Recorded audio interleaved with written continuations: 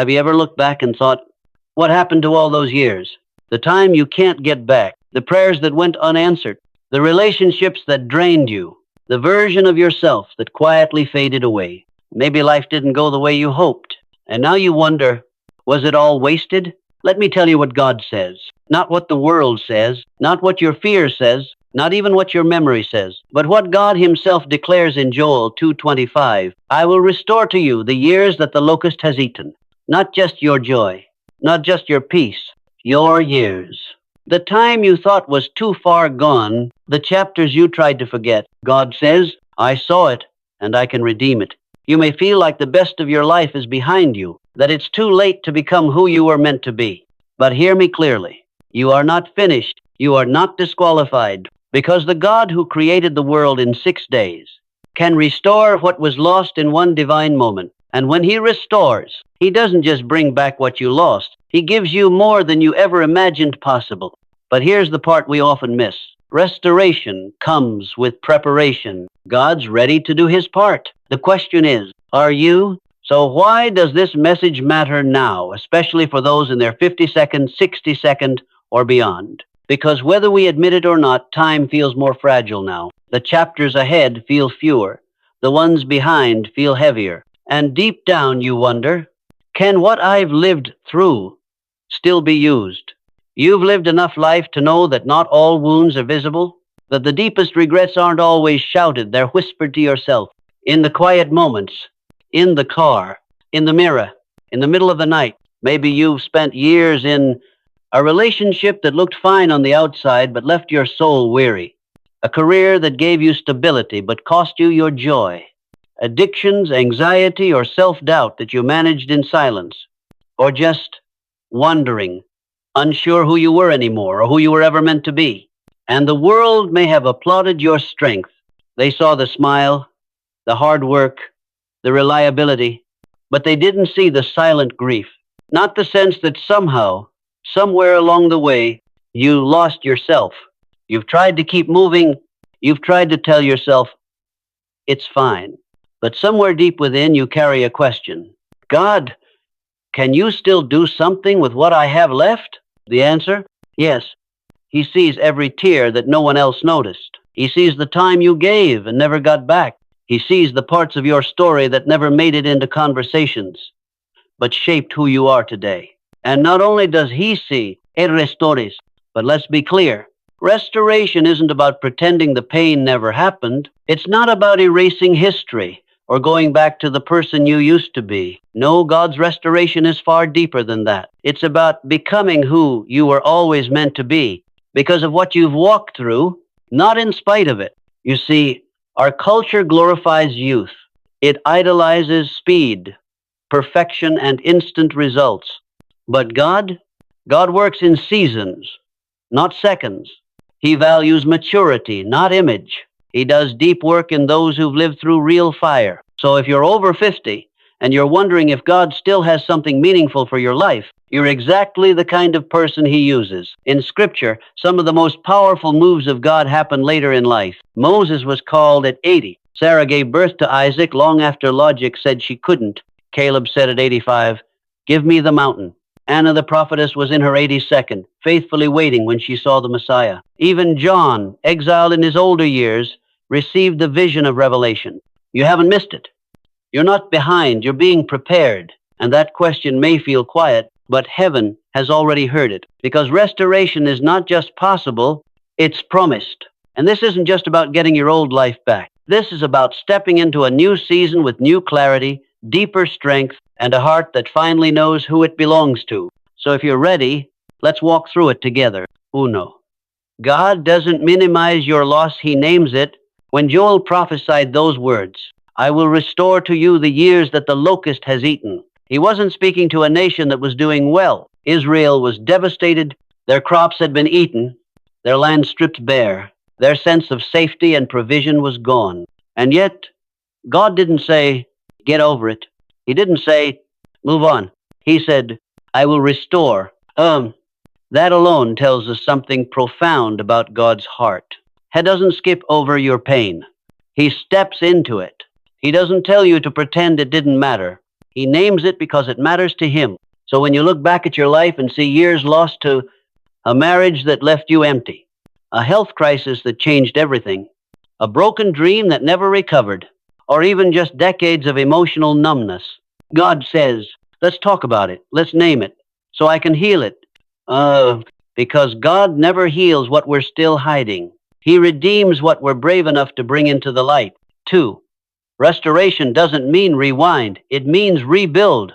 When we hear the word restore, our minds often imagine going back as if healing means returning to how life used to be. But with God, restoration isn't about rewinding. It's about rebuilding with more wisdom, strength, and purpose. Think about Joseph. He didn't get a do-over with his brothers. He didn't go back to the days when he was just a boy dreaming of greatness. No, he was raised up to lead a nation, to save lives, to stand in authority in a land he never expected.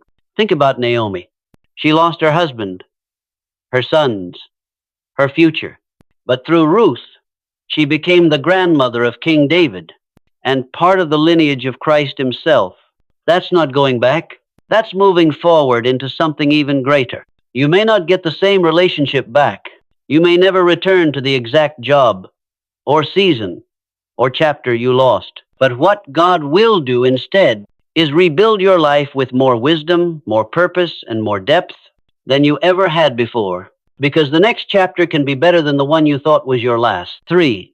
Restoration requires preparation. But here's the truth. Most people skip. Restoration doesn't just happen, it's invited. It's not about earning God's grace, but it is about creating space for it. Are you ready to receive what God wants to give? Because many say, I want healing, I want breakthrough, but their hearts are still clenched, still holding on to things that God asked them to release. To be ready means releasing bitterness so joy has somewhere to land, laying down regret so purpose can rise from the ashes, letting go of your timeline so God's peace can finally enter. Readiness isn't about perfection. It's about posture. It's waking up each morning and saying, God, I may not understand, but I'm willing. I'm here. I'm open. I'm ready. It's showing up in your life like you believe something good can still come. Because God can't fill what we won't open. And he won't force restoration on a heart that refuses to release the past. 4. You're not too late. God can accelerate what looks delayed. Moses was 80 years old when he stood before Pharaoh. Sarah laughed at the idea of having a child in old age, but God still fulfilled his promise. David spent years in caves, running for his life. Before he ever touched the throne, God prepared for him. And yet, in every case, the delay was not a denial. It was preparation, refinement, formation. God isn't on your clock. He doesn't work by retirement plans or cultural timelines. He works by purpose, and his purpose doesn't have an expiration date. You may think, it's too late for me. I missed it. But heaven is whispering, I'm just getting started. God can do in 1 year what you thought needed 10. He can accelerate healing, open doors you never saw coming, and breathe new life into places you thought were long dead. The only limit isn't your age, your past, or your failures. It's your willingness to believe again. You are not disqualified. You are not forgotten. You are not finished. You are being restored. I know that may be hard to believe sometimes, especially when your story feels like a pile of chapters you'd rather skip, especially when the mirror reflects more questions than answers, especially when the silence of your waiting grows louder than your faith. But none of that changes the truth. God is not done with you, and what looks like the end may just be the beginning of a redemptive chapter he's been writing all along. The enemy will try to convince you otherwise. He'll whisper lies like, you've wasted too much time. It's too late to start again. You missed your chance. You've made too many mistakes. But God doesn't speak in shame. He speaks in restoration. He speaks in mercy. He speaks in rescue and rebuilding. You see, God isn't intimidated by your past. He's not overwhelmed by your brokenness. And he doesn't give up on what he started. Scripture says in Philippians 1-6, he who began a good work in you will be faithful to complete it. That means if you're still breathing, God's still building. And maybe, just maybe, the years that felt wasted were really years of hidden preparation. The ground beneath you might have been breaking, so the roots of something deeper could begin to grow. Sometimes God allows what feels like collapse to make space for a more solid foundation. So don't despise the detours. Don't dismiss the delays. No loss in your life is beyond God's reach. He remembers what you forgot, and He restores what you thought was gone. Maybe not exactly how you imagined, but better than you hoped, fuller than you dreamed, wiser, deeper, stronger, because He was in it. So if this message spoke to you, if your heart stirred at any point, don't just scroll past. Comment below with restoration. Let this be your declaration. Let this be your moment of faith. And if you feel led, tell us what season or part of your life you're asking God to redeem. Because sometimes the first step toward healing is simply naming what was lost. This is how we build community. This is how we speak life into each other. And this is how you let God know, I'm ready. How'd you? Ready to release the regret. Ready to let go of bitterness. Ready to breathe again without the weight of the past. Ready to believe again that the second half of your life can still be the best part of your life. You don't need all the answers.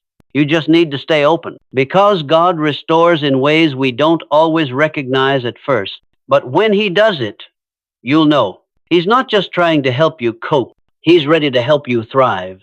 So remember this. Wasted years don't mean a wasted future. They mean the stage is set for a divine comeback. Because God will restore what you thought was lost.